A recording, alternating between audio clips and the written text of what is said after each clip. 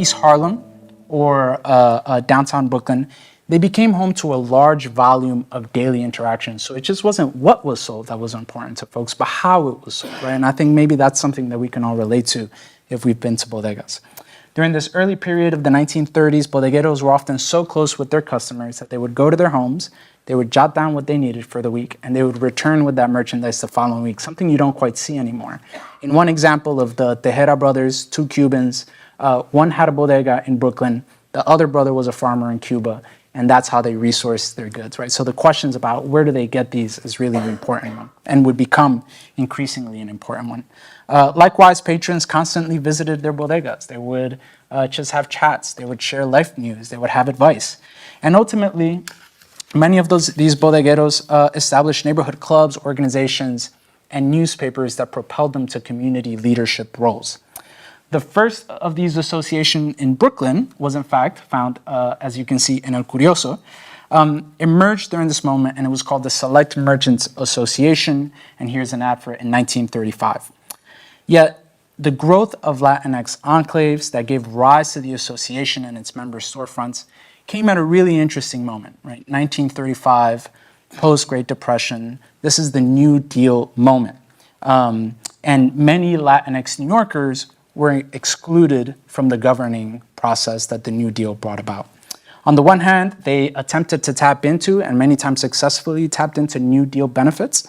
But on the other hand, this coalition's public works programs, from public housing to hospital expansions, really came at the expense of Latinx forms of belonging that were rooted in the built environment. So that by the late 1940s, the Brooklyn Civic Center destroyed the buildings where at least 9 out of the 27 bodegas, including its primary office, were located. So this is downtown Brooklyn. This map was a study authorized by the Board of Estimate and conducted by the City Planning Commission. And using Spanish language newspapers like El Curioso, we're able to see where some of these locations, where some of these bodegas were located. So this is what the site looked like before the project, and this is what it looked like after the project. So hundreds of structures were replaced by courthouses, today's Brooklyn Tech. If you look to the top left, that's the Brooklyn Bridge. Top right is the Manhattan Bridge. Is there anything that strikes folks about how these, or anything about this photograph here, or this image? Not all at once? Like a cluster? Yeah, absolutely. One of the things that you notice is how tightly packed they are, right? And the impression that this might offer us is that downtown Brooklyn was in fact the center of Latinx life. This kind of density wasn't a coincidence. It wasn't just due in part to the way that folks wanted to live close to each other, which was certainly a factor, but was due in great part to racial and ethnic steering in the private housing market. Along with African Americans, Puerto Ricans paid more rent on average for comparable dwellings and allocated a greater share of their income towards housing. This was a kind of Jim Crow tax of sorts. In the areas of concentrated poverty where Puerto Ricans and other Latinx residents lived, landlords allowed their properties to deteriorate while subdividing units to generate greater profit. However, the tactics of landlord greed and municipal neglect that led to overcrowding in the private housing market was imputed onto Puerto Ricans and other Spanish speakers as a moral problem, more than just associating them with the so-called slum they were believed as causing them. And this is really important because these are the kinds of stereotypes that made it possible to clear many of these neighborhoods. Many of them were extremely heterogeneous, and that was seen as detrimental to property values as well. Just a quick aside, this is also a snapshot of a wider project that me and a few research assistants are working on, where we have Latinx yellow pages of sorts from 1934 and 1964. We're cataloging it and we're mapping it and really making it available to the public. So you might ask yourselves, what about the Puerto Rican Merchants Association? So they came after the Select Merchants Association was cleared, and it organized and empowered small business owners to resist diverse forms of racial discrimination, including illegal police searches, but also urban renewal slum clearance that the Select Merchants Association experienced. They also represented businesses that went beyond bodegas, like furniture stores, pictured here, hair salons, travel agencies, and more that catered to the growing Latinx population. in New York City. They also represented other Latinx groups besides Puerto Rican, despite its name. And to do so, they really crafted an ethos of pan-national Spanish-speaking unity based in this language of familia, family, and that's something that comes up in their archives and oral histories.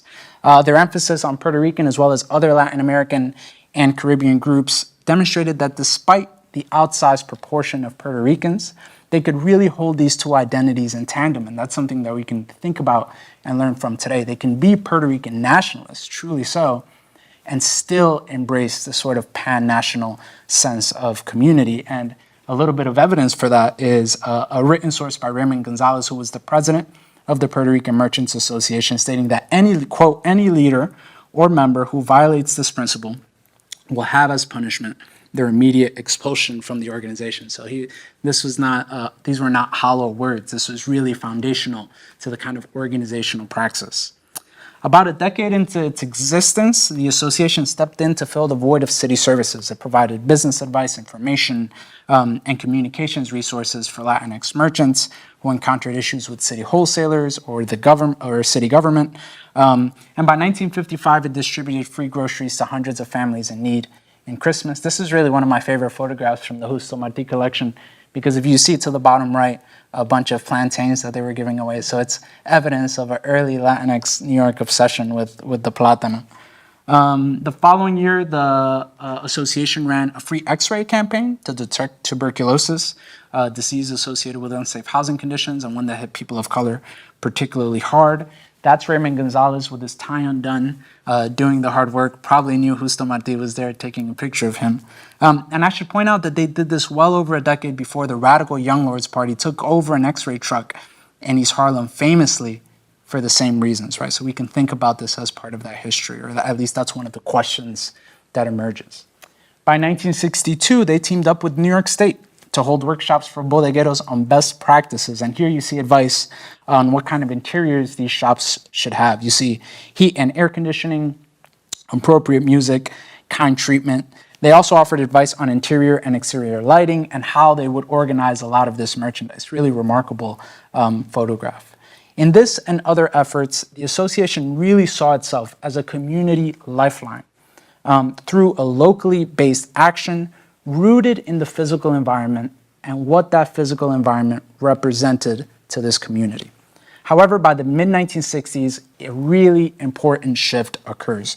One away from the communal approach that emphasized pan-national community-based unity to one that emphasized the power of the free market, focused on obtaining federal subsidies and developing relationships with larger banking institutions. And I argue that two shifts in governance made this possible. The first is that in New York and in cities across the country, urban renewal was no longer seen as the silver bullet for revitalizing the urban core. Although urban renewal continued to displace many Latinx residents, the systematic removal via government large public works projects was no longer the perpetual threat that it used to be.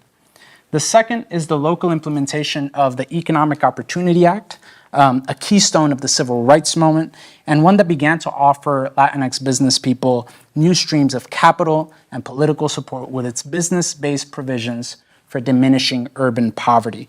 In addition to other elements of the law that maybe you might be more familiar with, like work study, Job Corps, and others, it was also responsible for small business development corporations that offered low-interest loans to non-white business owners.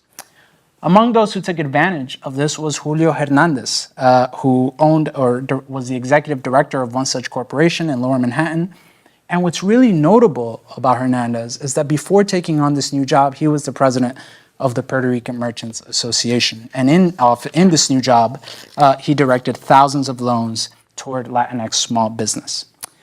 Yet for a new generation, right around this time,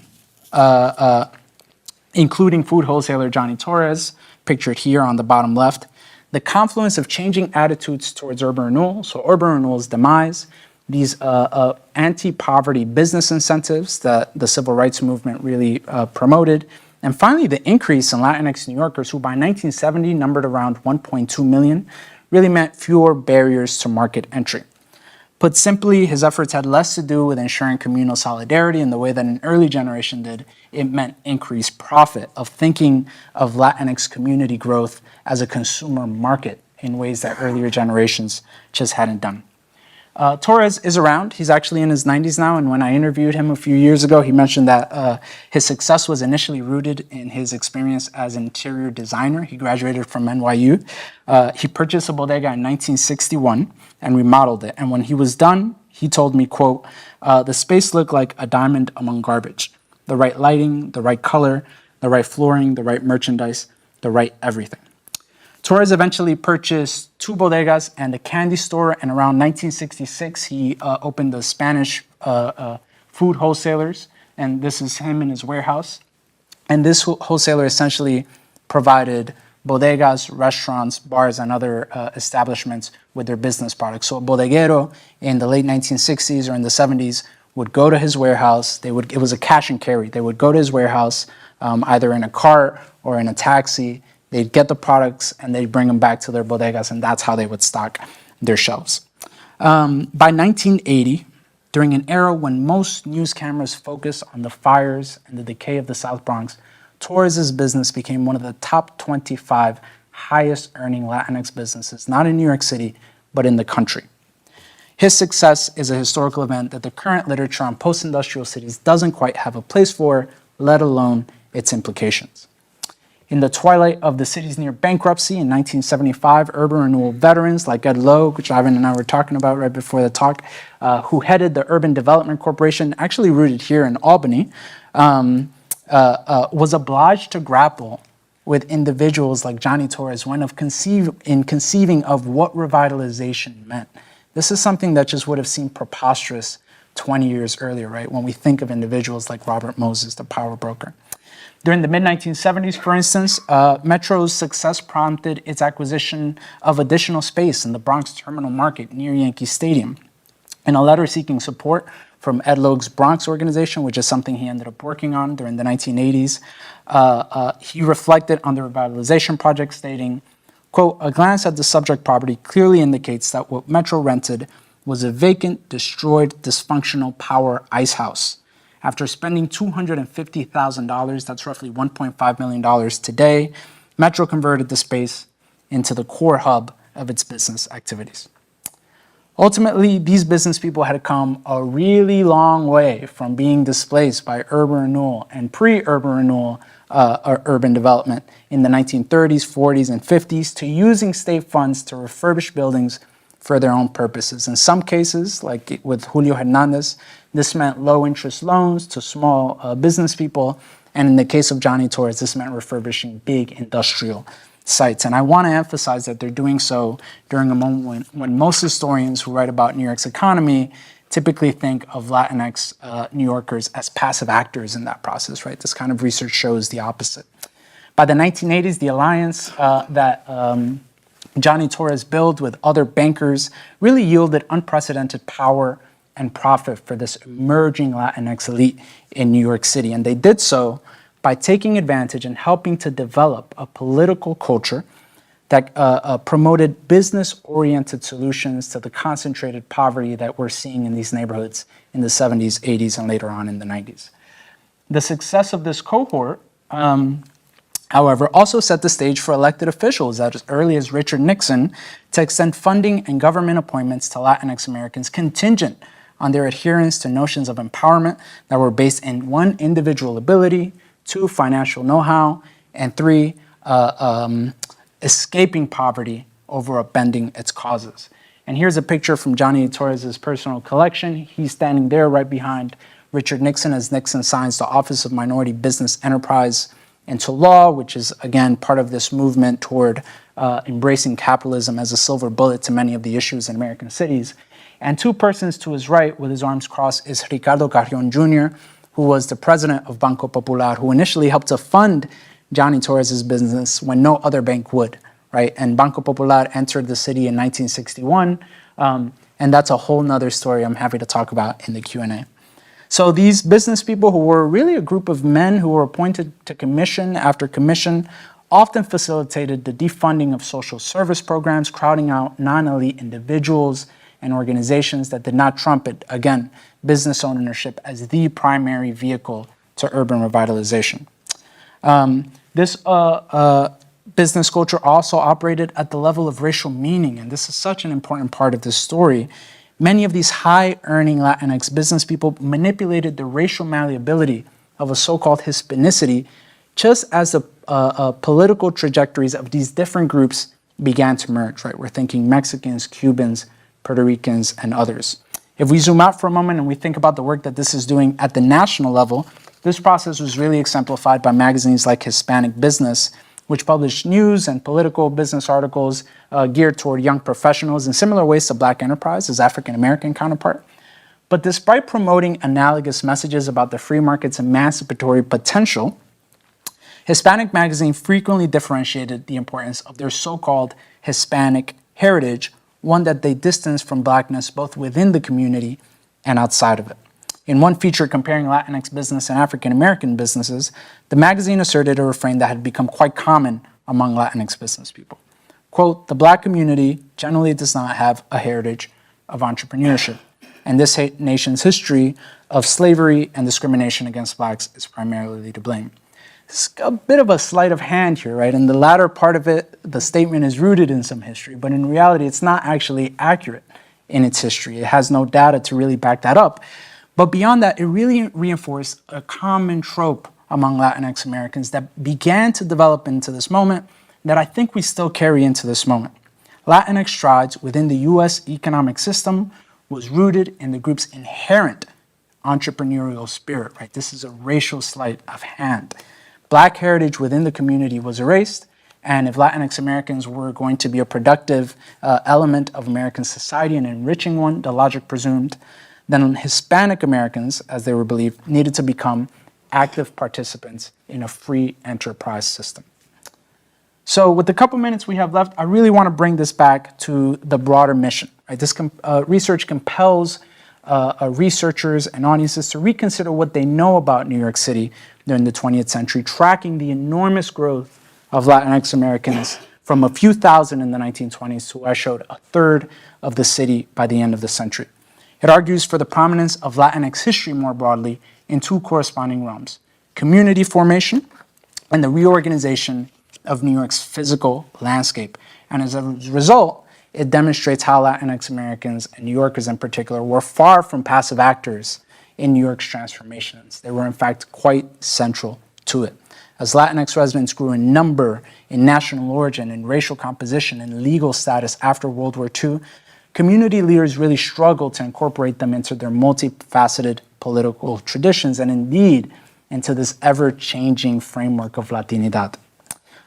Returning to the image that we began with today, I want to think about the kinds of stories that we can tell about New York during the 1970s and really during the modern era more broadly, when we start with manufacturing workers, bodega owners and employees, bankers, drug capitalists, and workers, and particularly their engagement with space that for too long has been seen through the lens of blight and decay. Thank you guys so much, and I'm really looking forward to questions.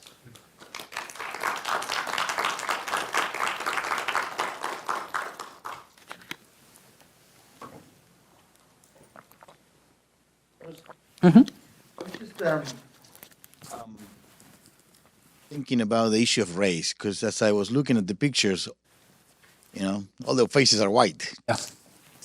And then you mentioned Hispanic business, which seems to be a much conservative, white, Hispanic kind of a magazine. Yeah. I mean, I don't know if it's historically, but at least from much more from now. So I wanted to just explore that in terms of race. So how is, to what degree, what is the degree of Afro-Latinos per se as part of these bodegueros? Yeah. And to what degree also race made an issue as to who would get from the Hispanic community or the Latinos at large those monies? Yeah. No, that's a really fantastic question. I'll start by saying that Hispanic Magazine was actually started by an old history professor in one of the UCs, Diego Echeverria, who really became disillusioned with the the discipline, which is quite interesting. In terms of stats, I mean, it would be quite awesome to find any kind of statistics that disaggregate by race, by gender. That's really difficult to find, but I will say this. In the early moment, and it's related to the political transition that we see in the 30s and 40s to the one that we see in the 70s and 80s. In the early moment, these bodegueros are part of what Aldo Lori has called the Hispanic Popular Front. This is a time in New York's history when anti-Black discrimination within the Latinx community is quite strong. There were whites-only parties, whites-only clubs, and the Select Merchants Association, the Spanish Grocers Association, and the Puerto Rican Merchants Association were really part of this Hispanic Popular Front left that was quite interracial in its makeup and had as part of its praxis that kind of mission, right? So individuals like Jesus Colón, Joaquin Colón, Bernardo Vega, these are individuals who are working within the same political frame as these bodegueros with the same kind of leftist ideology and really trying to promote a kind of multiracial sense of what Latinidad could be. This looks quite different in the 70s and 80s, right? And this is part of the story, is what does it look like when Latinidad, which is a process that's always in flux, collides with the demise of urban liberalism and the rise of fiscal conservatism? And I think that that's where you really see the issue of race and of the whitening of a so-called Hispanic community really come into play, right? In 1969, when Nixon had the Cabinet Committee on Opportunities for Spanish-Speaking People, a mouthful, these folks were really fighting with each other as to what kind of representation they would get. We want 5 Mexicans, we want 3 Cubans, we want 2 Puerto Ricans, and this has to do with the makeup in the community, right? One of the things that these are all men, first of all, so there's a gender element to it. And they're all ones that really identify with a Hispanic, particularly Hispanic heritage, a Spanish-based heritage, in a way that embraces a kind of whiteness that even though in the 1930s, the Hispanic Popular Front was in large part comprised of Spaniards who were fighting in the Spanish Civil War, Cubans who were going to Spain to die. But this is where we see some of those differences. So I think really the context of the political moment of the two eras is really kind of a key for helping us think about the racial politics as well. Okay, thank you. Yeah.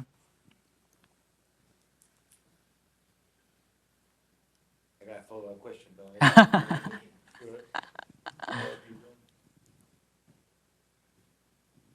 Yeah, go ahead.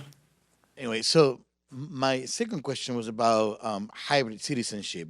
In one of my classes, we talked about it, and some of the scholars that we read mentioned the idea that in this notion of creating citizenship in places of where you don't feel belonging, the place becomes this space where you can build a community, and through that community building that it takes in that particular place, then you also are able to claim rights for that particular community. Yeah. And one of the things that you mentioned in your talk is how, what did I write? I should get better handwriting. How the you talk about not only what was sold, but also how it was sold, and then and to some degree that these bodegas became a center for the community, not only just to buy things, but to just chat, get advice. Yeah. And so I guess the question is to what degree, how did this foster actual political participation for running for offices, if it was possible to do? Oh, absolutely. I mean, the first incorporated Puerto Rican political organization in Brooklyn, the Puerto Rican Democratic Club Incorporated in 1922, was founded in many of these small businesses, right? So El Curioso was founded in a pharmacy. This PRDCI itself was founded in a barbershop. So bodegas are part, I argue, of a broader kind of constellation of businesses that function as more than that, right? They function as places where you find these newspapers, where you establish political organizations, et cetera. So in that way, they're really connected to what's going on politically. And I argue that they're more than simple setting, right? They're the kind of spaces that give urgency to the political movement. And that's something that we haven't really thought about. We typically think of bodegas and spaces as places that are settings for these kind of interactions, but they're also what gives those political movements meaning, right? So there's a dialectical relationship there that I think is really important. On your question of citizenship, I mean, this is so important. The reason Puerto Ricans like Joaquin Colon are able to find these organizations is because after 1917, Puerto Ricans are citizens, right? And so that question really changes post-1970 when Puerto Ricans start to sell these bodegas to Dominicans, and even then when Dominicans start to sell them to Yemenis, right? Today, there's a Yemenis Bodega Association, which it's called the Yemenis Merchants Association, right, in 2022, which is really fascinating. One of the ways that that manifests, I think, contemporarily in really interesting ways is that many bodegueros during COVID did not get the shot because they were undocumented and were worried about going in to do that. There are two organizations in the city that teamed up with City Hall, the Yemenis Merchants Association and the Bodegueros United for America, which is a mostly Dominican organization. And the city gave them over 1,000 shots, Johnson & Johnson shots, to distribute to the community, right? So the idea wasn't you'd come into any kind of hospital or anything, but you'd really be trusted by the bodegueros. So bodegueros were getting them, their family members were getting them. And so that's just a little window into the way that these spaces are amazing. One of the studies that we read in one of the articles talks about that precisely how the whole point was about how do we incorporate undocumented individuals as political active individuals, not just as passive individuals who need to be afraid. Yeah. And so what they did, and I think this was in the, I don't know if it was in California, I can't remember the place, but basically what the researcher is saying is that they use these places to promote vaccination. Right. And this was in, I don't know, like 20 years ago or something like that. Yeah. And so then both the community, the documented community and the undocumented community work together to spread the word so that, because this was vaccination for kids. Yeah. And so the parents were afraid that if they were undocumented, that they were going to go get the kids there and then get caught up by INS. Exactly. And then get deported. And so there was a whole, it's the entire community worked through different businesses as well to make a network so that people would know where the migra would be. Yeah. And establish ways to safely not only provide the vaccine, but also make sure that there was a safely passage for both parents and kids. Yeah.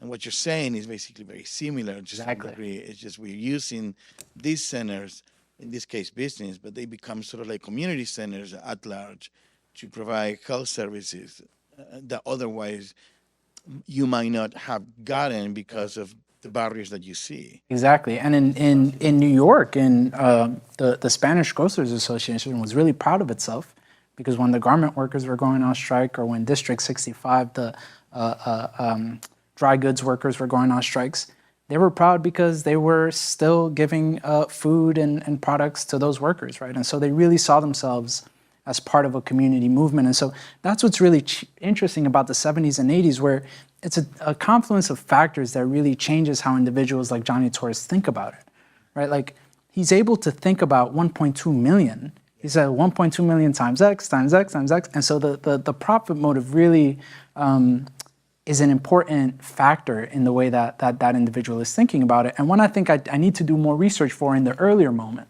right? Because these folks are still trying to make money, but they see themselves as part, in many cases, anarchist movements, syndicalist, communist movements, right? And so many questions there that I think are unexplored. Thank you so much. Of course. I think we've got a question up there as well. Thank you so much. I really enjoyed that. Errands and stuff. I'm really struck by the photographs in your research, and I was curious if you could share a little bit more about who the photographers were and, you know, how that came to be part of this important research. Absolutely. So I'll start with Joe Conza Jr. This is the only picture I have of him. I want to say that he is really an amazing individual. I use this photo as an example, but Joe Conza Jr. is considered the photographer of hip hop. He was there every step of the way. And so this was part of his larger photographic practice. And I think that's really important to mention. The other person, Justo Marti, really an incredible guy, Cuban, part of the Puerto Rican Merchants Association, I believe arrived around 1925, 1926. And a lot of his, the way someone found it is Blanca Vasquez, who's at Hunter College in the 80s. They were doing this interview kind of with grad students and finding folks to interview, essentially, for these voices of migration, Puerto Rican migration. And as they were doing the snowballing that a lot of folks do, they said, you should really talk to this guy, Justo Martí, who just, I've been to his apartment and just has a ton of photographs.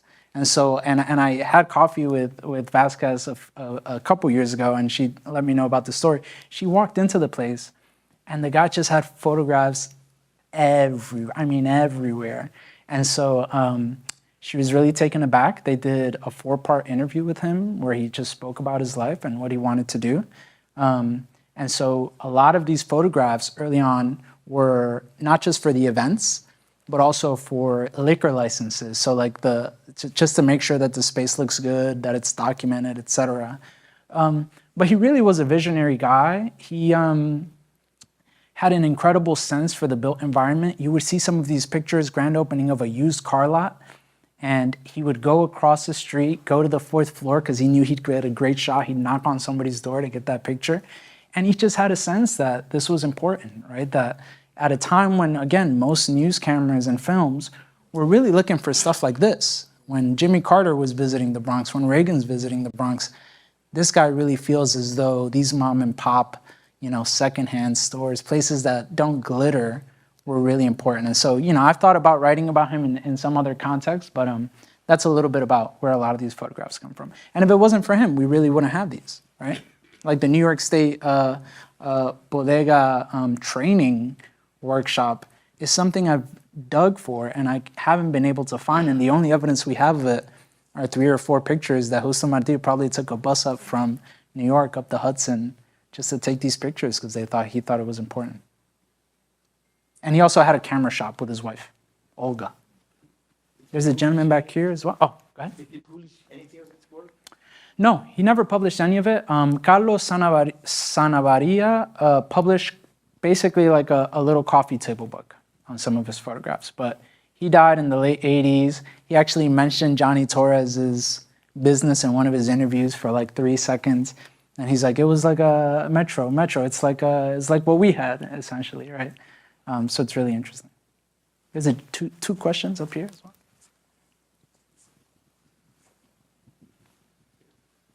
So were these photographers, were they often like paid for their work, or they just did it as like passion projects, or to what extent, if they were paid, was it passion and was it?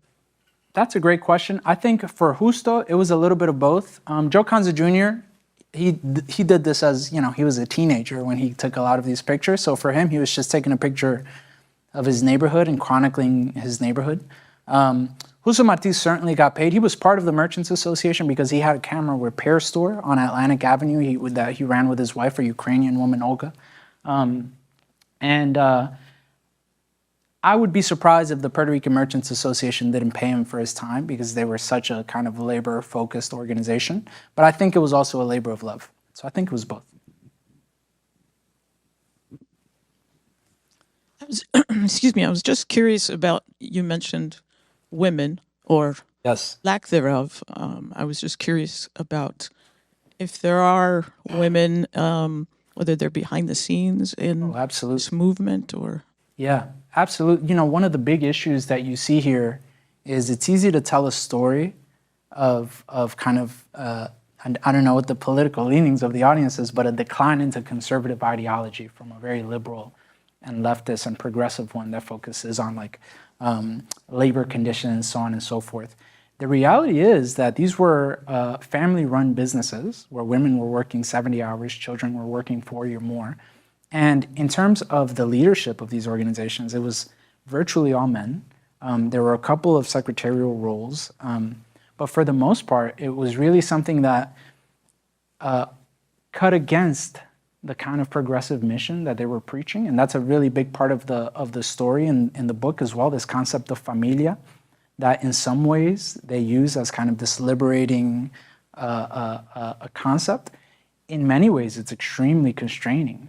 Right? And the important piece is that it really comes from the Puerto Rican Democratic Party's language in Puerto Rico. These folks are really integrated into the political scene in Puerto Rico. And so in the 1940s, Luis Muñoz Marin and the Popular Democratic Party in Puerto Rico are really promoting this family vision. And so they're absorbing that same vision in a lot of ways that actually, again, cut against the kind of mission that they think that they're doing.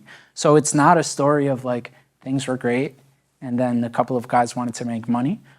It's also a story of a lot of labor exploitation by groups of folks who believed that they were on the side of labor. The difficulty, I will say, in the archive is trying to recover some of those voices. It's really a challenge. Okay. So I've got your next project. Okay. Shoot. Now that you've added this to the historical knowledge and continue to, I would be really curious to see a comparison of the different Italians coming in and the Italian delis, things like that. Then you mentioned the Yemenis. Yes. We've got Chinatown, the store we looked at this afternoon here. I would be curious. I know there were groups in each, business associations, that helped each other. Is there a process? Did they model each other? Did they look to each other at all? Or is it all is there a similar arc? And of course, they take place at different times, but I think a comparison would be really neat. Oh, absolutely. When I interviewed Johnny Torres a few years ago, the last question I asked him was, what do you think is important about history of bodegas? Like if you had to meditate for a moment and think about why you think this is important, what would you tell an audience? Again, a grad student trying to figure out what the heck I'm trying to argue. And he says, in his mind at least, that it's part and parcel of an American dream. It's the way in which each generation has a sense of or achieves some social mobility, right? And I think that there's some truth to that, and that is that many of the Jewish store owners who sold these to Spaniards, Cubans, and later Puerto Ricans in the 1910s and 20s, many of their children just didn't want to do that anymore. And in fact, the oral histories for a lot of this project among the bodegueros, you find virtually all of the bodegueros who were part of the leadership of the Puerto Rican Merchants Association, their archives, and I think Evan and I were talking about finding archival finds outside of the place that we're thinking about, in Long Island, not in Brooklyn. They're moving to the suburbs in Brooklyn, and their kids just aren't doing it anymore, right? And so I think that a lot of the change over time over who owns it has a lot to do with the fact that this is really labor-intensive work. These guys it's a high-volume business, very low margins, and many, many hours, right? And so for them, many of their children end up being lawyers, doctors, so on and so forth. And so that continuity doesn't necessarily continue for the next generation. And so it's really the new immigrant group that really takes it on. And even for Dominicans in the 80s, I read this study that most folks had them only for 5 years. The average age of having a bodega was 5 years. It was the turnover was tremendous. And so I think that that's a link that we can think about. It's part of kind of, as Johnny said, broader American tradition of business ownership. He believed Nixon started his business, his career as a bodeguero. That was part of his narrative as well, because Nixon had a fruit stand at his dad's gas station or something, and that's how he got going. So it's part of this psyche of a American dream, real or conceived.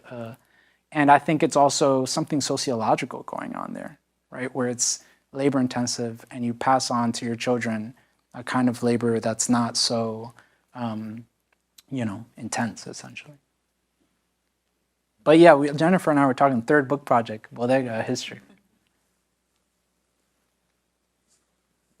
Is there any connection between what you study and the gentrification that we see in the Bronx?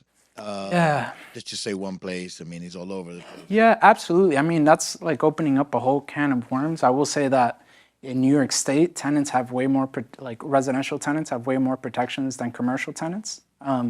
So, your landlord in New York City, in Washington Heights, can't raise your rent a certain percent in 30 days, but you can with a business, right? So if a business buys up a whole block and they tell the storefronts there, you have 30 days, the rent is going up 200%, they have to abide by that. And so that's really an important part of the mix, I think. There's Obviously, so much more, but that's one general way to think about how state policy structures gentrification in many communities. Yeah.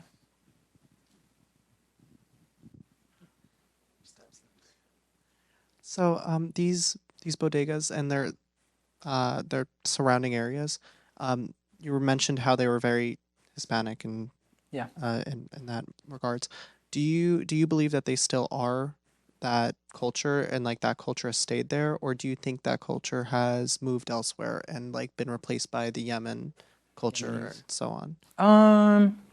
It's still there, and even when it's Yemenis, in Washington Heights, for instance, a lot of those bodegas are now Yemenis, and they're a part of the community and a part of the culture in really remarkable ways. In the same way that small mom and pop Chinese stores in those neighborhoods are the same ways, right? Like you can get chicken wings with tostones. It's a really remarkable business adaptation. But the culture is certainly there, and not just in New York City, but in places across the country. In Philadelphia, many of the bodegueros are Dominican, and in fact from the same towns and regions. And so the culture is definitely there. And then there's the broader cultural piece that the bodega is an iconic piece now of New York City, not just of Latinx communities, right? I believe when, for one reason or another, Taylor Swift was the ambassador of New York a few years ago, she made a video and she was explaining the bodega as this icon. And I'm like, okay, it's really hit the mainstream in a wholly new way. And so it's part of the city's culture in a really interesting way. And I think New Yorkers protect it as such, right? Like now it's the chopped cheese, it's the bodega cat. It's evolving in all these interesting ways, but still such a staple of New York cityscape in really cool ways.